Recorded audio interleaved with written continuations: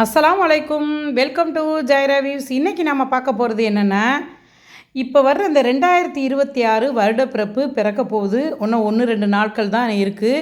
ஆமாம், இந்த வருடப்பிறப்பில் ஒவ்வொரு வருடமும் ஹேப்பி நியூ இயர் வரும்போது நம்மளும் ஆசைகளோட ஆவல்களோட கஷ்டமே இல்லாத வாழ்க்கையை ஆண்டவன் கொடுக்கணும், இந்த வருடத்துலையாவது கஷ்டமே படக்கூடாது, எந்த ஒரு கஷ்டம் இல்லாத வாழ்க்கையை இறைவா கொடு அப்படின்னு தான் கேட்போம் எல்லாருமே. எல்லோருடைய ஆசையும் அதுவாக தான் இருக்கும். உண்மை தான். ஆமாம்.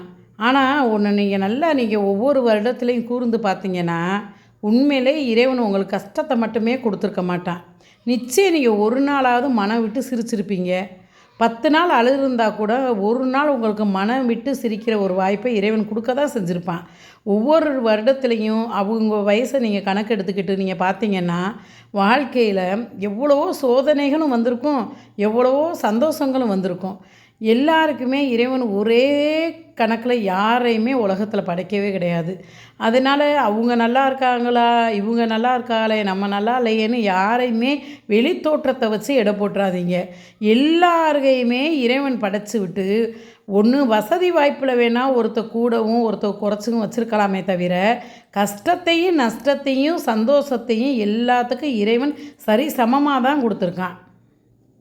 அதனால் வேண்டி நீங்கள் ஒவ்வொரு வருடத்தோடைய கணக்குலையும் நீங்கள் எடுத்து நாட்களை பாருங்கள். எத்தனை தேதி நீங்கள் சந்தோஷமாக இருந்திருக்கீங்க, எத்தனை தேதி நீங்கள் வருத்தமாக இருந்திருக்கீங்கன்னு.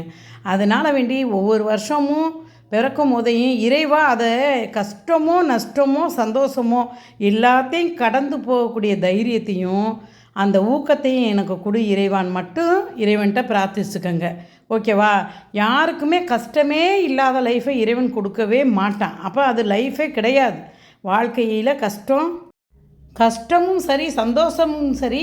வாழ்க்கையில் எப்படின்னா, எப்படி இறைவன் இரவையும் பகலையும் படைத்தானோ, எப்படி வானத்தையும் பூமியும் படைத்தானோ, அது மாதிரி தான் இந்த கஷ்டத்தையும் சந்தோஷத்தையும் படைச்சிருக்கான் இறைவன்.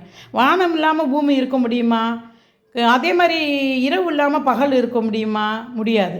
அது மாதிரி தான் சந்தோஷமும் இருக்கும், கஷ்டமும் இருக்கும்.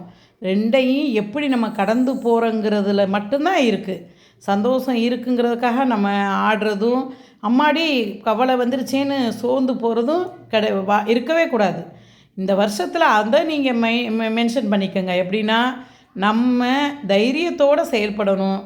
கஷ்டமாக இருந்தானா அதை கடந்து போக கற்றுக்கிறணும், சந்தோஷமாக இருந்தானா அதை என்ஜாய் பண்ண கற்றுக்கிறணும்.